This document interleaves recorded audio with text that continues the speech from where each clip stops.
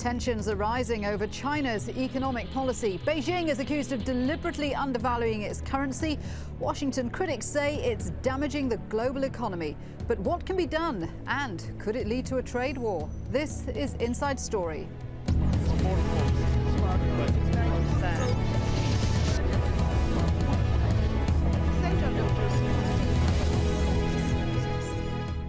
Hello, warm welcome to the programme. I'm Shuli Ghosh. China's reluctance to allow the value of the yuan to rise is causing great concern to both the US and other trading partners. Since mid-2008, China has set an exchange rate of 6.83 yuan to the dollar, giving its exports a competitive edge. But there are widespread complaints that China's policy is damaging efforts for global economic recovery. And it's causing tensions between the US and China. Critics say China is protecting its trade by keeping the price of its goods down, which harms US exports. Both the International Monetary Fund and the World Bank have urged Beijing to let the yuan assume a flexible exchange rate. And political pressure is growing in Washington for the US Treasury Department to officially declare China a currency manipulator, something it could do in a report on April the 15th. Well, a group of US senators from both sides have called for China to be held to account, as they say the country's actions have hurt the US economy and cost US jobs. I believe the Chinese don't believe in free trade. I believe they're mercantilist, that they simply want to increase their economic power and will do whatever it takes to do that. And the only way we will change them is by forcing them to change. China has remained defiant and accused Washington of politicizing the issue. This is unfair and harmful. It will harm Sino-US relations, Chinese-American economic ties, and also international trade, particularly at the current crucial time when signs of international economic recovery are appearing. This is a typical negative example of trade protectionism. Well, let me introduce today's guests. In London, Andrew Leung. He's an economist and a specialist on Chinese affairs. Also in London, we have Ian Begg. He's a professorial research fellow at the London School of Economics. And in Washington, D.C., Robert Scott. He's a senior international economist at the Economic Policy Institute. Gentlemen, welcome to the programme. Robert, let me start with you. Some analysts are saying that China's currency is undervalued by as much as 40%. What do you think about that, and what effect is it having? Well, I think that number is accurate. I think it's about 40% undervalued relative to the dollar at this point in time. Estimates are that has cost the U.S. some 2 million jobs or more over the last 6 to 8 years. And China is effectively subsidizing its exports with this undervaluation of its currency, and this is exporting employment around the rest of the world. It's protectionism in a naked form. Andrew, do you agree with that? Protectionism in a naked form? Is China engaged in protecting its own trade at the expense of other countries? Well, I think this is a reflection of the kind of global imbalance, economic imbalance, more than a deliberate kind of one-sided currency strategy. Because you look at it, China is of course accused of being saving too much, and American is regarded as consuming too much they can afford. And this global imbalance translates into building up of China's trade surpluses, which China invests in the U.S. treasuries and so on and so forth. But this is a highly unstable situation. But of course, China needs to grow its exports to generate 20 million jobs a year. But is it deliberately undervaluing its currency? That's the accusation, Andrew. Well, the accusation, of course, that China currency is undervalued. You look at the kind of exchanges and also the reserves building up. But I don't think that this is just a one-sided policy to push the renminbi and forget about anything else. I think it's more than look at the kind of products coming from China. These products are not made by American anymore. And of course, China wants to buy more high technology products from the US. And of course, the United States is selling China aircraft and soybeans, but very little else as far as the kind of high technology demanded by China. But of course, there is the fear of the growth of China economy and also China as a nation threatening the dominance in the United States. And this fear and suspicion translates into a kind of mutual distrust, which is quite damaging for the relationship between these two countries and the world economy. Ian, this is being painted as a problem between China and the US, but it's not just the US, is it? I mean, what about Europe? What about Asia? Are they also concerned about China's economic policy? Well, what's happening is that China's economic power keeps growing because the country is catching up with the rest of the world from a very low starting point. It's chosen to some extent to do that through keeping the exchange rate low, and that has ramifications for everybody else. In fact, the euro countries have been complaining even louder than the US about the strength of the euro and the relative weakness of both the yuan and the US dollar over the last few years, and that saying that has damaged competitiveness of European countries far more even than the US. So everybody has a stake in having a more balanced set of exchange rates for the currencies. That said, I think that Andrew is entirely correct to say that what we're really witnessing here is the emergence of significant imbalances in the world economy. They are one of the main reasons that the economic crisis was so severe, and trying to find a way out of it, perhaps by a currency realignment, it should be part of the answer. Robert, do you think China relies too much on exports, and there needs to be a rebalancing there for long-term growth?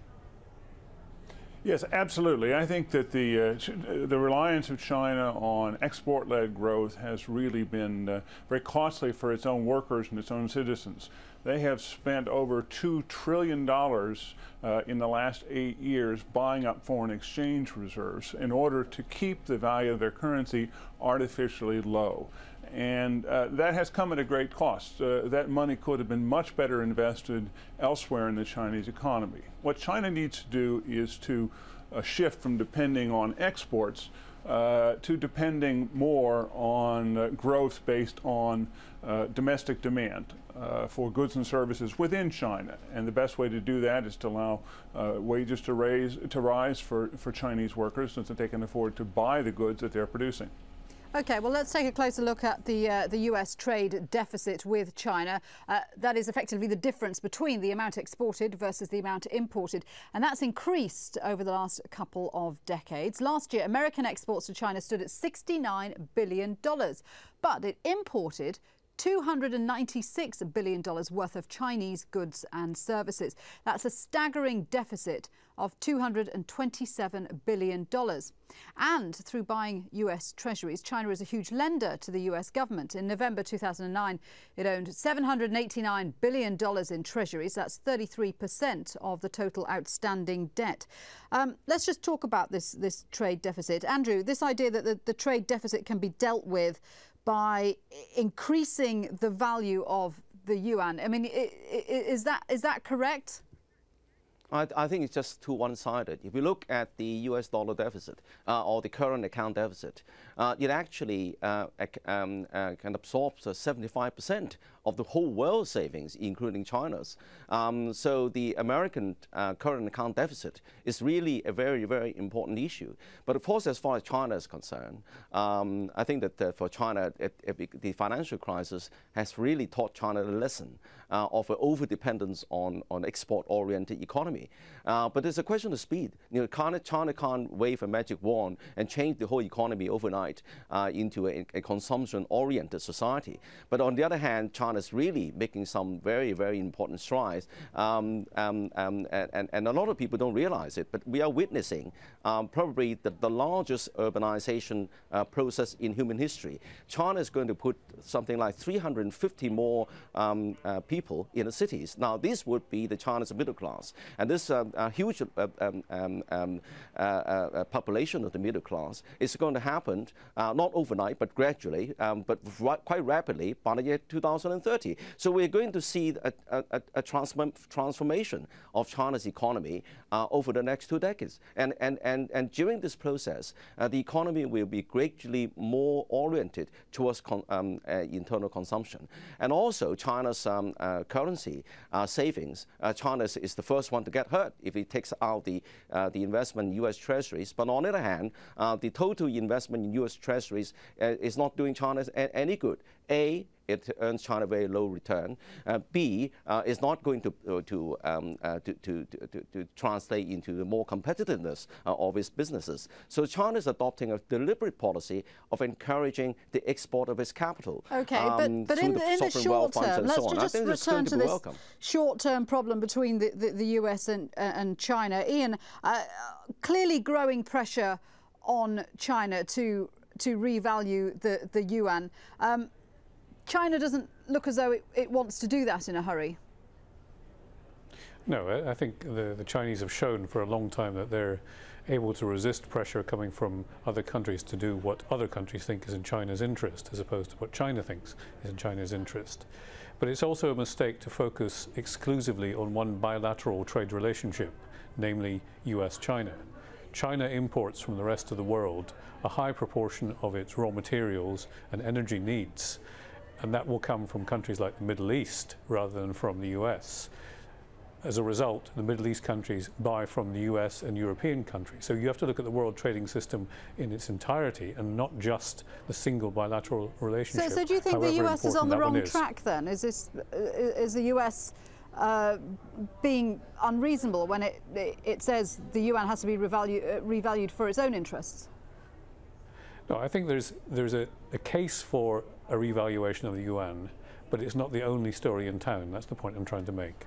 Okay, let's have a look at the US pressure to take a hard line against China. Economist Paul Krugman writes in the New York Times that China's policy is seriously damaging the rest of the world. He says Chinese currency policy is adding materially to the world's economic problems at a time when those problems are already very severe. It's time to take a stand.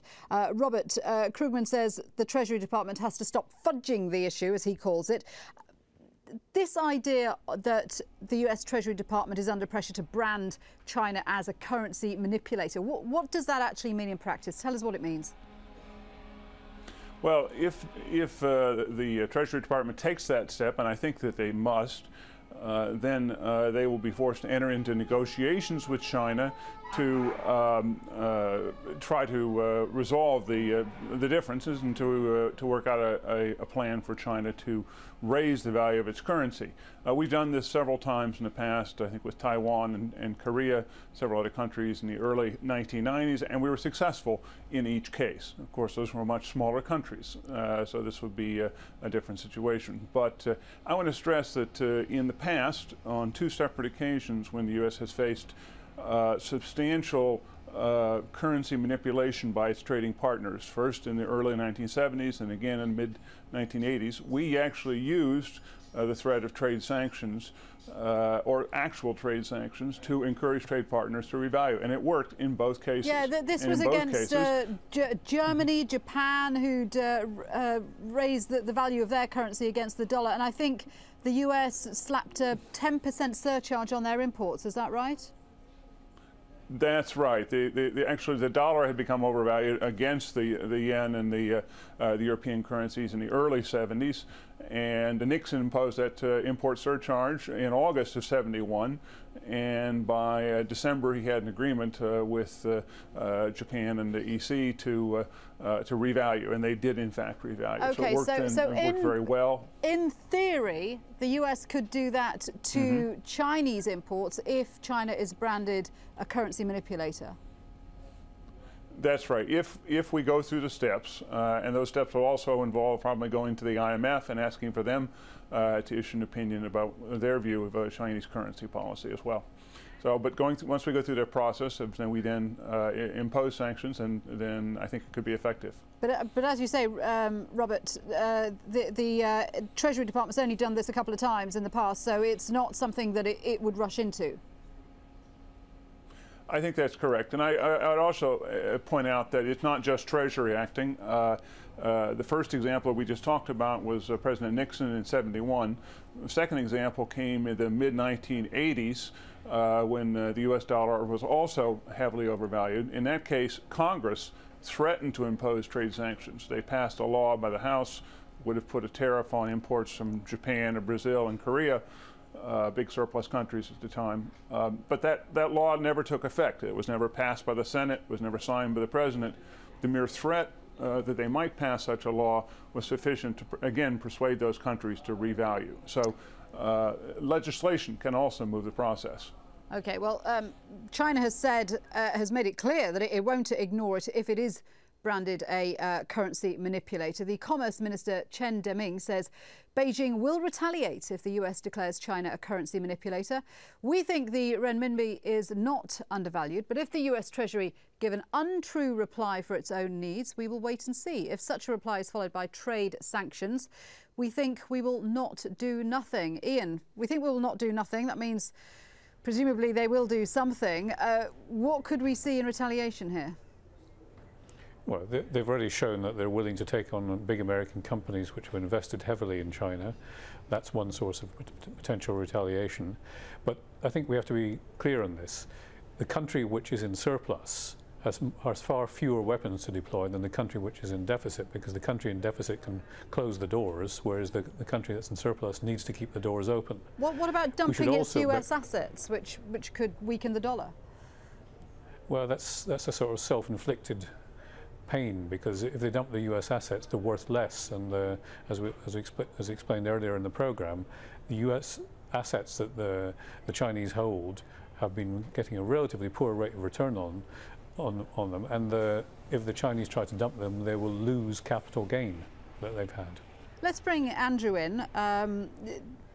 What do you think China would do in this situation if it is labelled a currency manipulator?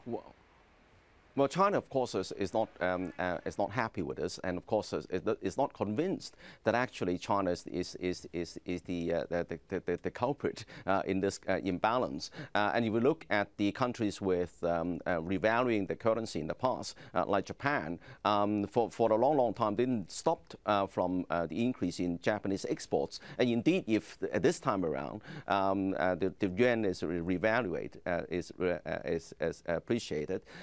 And then China's imports into the United States could be substituted by other low-cost countries or even higher-cost countries, and it's not going to redress this imbalance. Now, as far as retaliation, I think that both sides realize that there is an increasing interdependence. But of course, the measures China is already taking is to look at the huge investment in the U.S. Treasuries, which I said is not doing China any good. And of course, they can't take it out or immediately, according to Paul Krugman. Of course, it's the U.S. dollar trap. But it doesn't mean that China is not gradually diversifying or stopping the kind of huge increases, continued increases in the investment, and also trying to promote the increasing convertibility of the renminbi by adopting currency swaps with other countries and so on and so forth. But this is going to take time. And if in the immediate future, internal politics in America, especially with the election year, midterm election coming up, a lot of China bashing is going to be on the cards. We're going to see the things that will be turning ugly before they turn better. Robert, how much worry is there in the US about deteriorating relations with China? We've had a few interesting political spats, haven't we, over sales of arms to Taiwan, and President Obama meeting the Dalai Lama. Now we've got this economic spat. How much worry is there in the US over all this? Well, I think there has been concern expressed. We also want to work with with China to negotiate with the North Koreans and so on. So there are foreign policy goals that we would like to achieve separately. In my view, I think if we can put this currency issue behind us, it will clear the decks and provide an open space for more cooperation on other matters, or perhaps more important in the long term for these countries' foreign policy relationships. I mean, in terms of domestic policy, Robert, the problem for the US is this huge unemployment, slow exports. I mean, do they feel that these issues would be addressed if China had more flexibility in its exchange rate? I think that China's revaluation is the key to getting to being able to unlock a global problem of currency misalignment that we talked about earlier in this program. There are at least 4 or 5 other countries in Asia that are also manipulating their currencies. Singapore, Hong Kong, Taiwan, Malaysia have been identified, perhaps also Japan to some extent. But the problem is none of those countries can afford to revalue as long as China is keeping its currency undervalued by 40%. So we need a global currency realignment that will create space for the U.S. to expand exports and reduce its trade deficit, and that can help create jobs and help us reduce unemployment in this country. Ian, do you share those views? Well, only partly, because I think we have to recall that many of the problems in the US economy stem from domestic economic mismanagement. The huge increase in consumer demand, the huge housing boom, and so on. And part of the difficulty for the US is that it's uncompetitive because it's failed to take the appropriate structural policy actions to remedy the supply side of the economy. So what we're actually seeing is protectionism rearing its head as a way of dealing with the problems in the US economy. And it's not exclusively to do with the exchange rate. That's a misapprehension. And there's a huge difference in the kind of goods that both countries export, isn't there? I mean, China has very labour-intensive products, and the US, my understanding is that they export more technological products. Well, as I was saying, I mean, China's export to the United States, most of the exports could be substituted by other low-cost countries like Vietnam or like Malaysia and certain countries in Latin America. But on the other hand, China, of course, needs these exports to generate the jobs. But what China wants to import from the United States, which would restore the imbalance, is not always welcome. I mean, for example, high technology exports. But I think that the immediate any kind of significant revaluation of the yuan would present the Chinese government with huge problems, because a lot of the factories, they are trading on very, very thin margins, and they could be wiped out by any significant revaluation of the renminbi. They're only making about 1 or 2% interest profits on some of these products. I mean, for example, a DVD player, they're making $1 or $2 US. And in fact, Andrew, hasn't the Chinese government been looking into this very subject, doing a survey of their main industries to see what effect there would be if the yuan was revalued? Well, there was no. I mean, it's not. It's no-brainer. I mean, if you look at the kind of thin margin being earned by the Chinese factories. I mean, look at the financial crisis.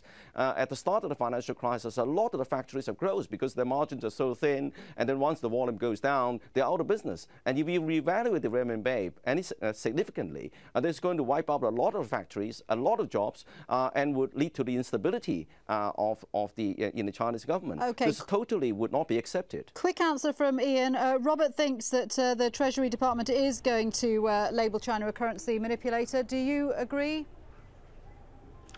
I really don't know. I think it's one of a whole range of potential instruments that they can wave at the Chinese.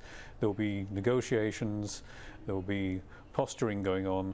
I think it's too early to say that it's a definite response. OK, well, we find out on April the 15th. Gentlemen, thank you very much indeed for joining us here on the programme. Andrew Leung, Robert Scott and Ian Begg. Now, just before we go, we've had some interesting comments on our coverage of the CITES conference here in Doha and its failure to give more protection to the bluefin tuna. Jill Rose from Sweden writes, the profit motive is busy depriving the world and future generations of many wonderful species of our natural world. It's disgusting in this modern age that wildlife is exploited as it is. C.R. Macy writes, fishing communities are so out of touch with reality. While 90% plus of the world's population lives in coastal areas, they don't all rely on eating fish or earning a living from fishing. And Nutka adds, once again, economics triumphs over environment. Good job all. Keep your comments coming in. You can email us at insidestory@aljazeera.net. But for now, from me, Shuli Ghosh, bye-bye.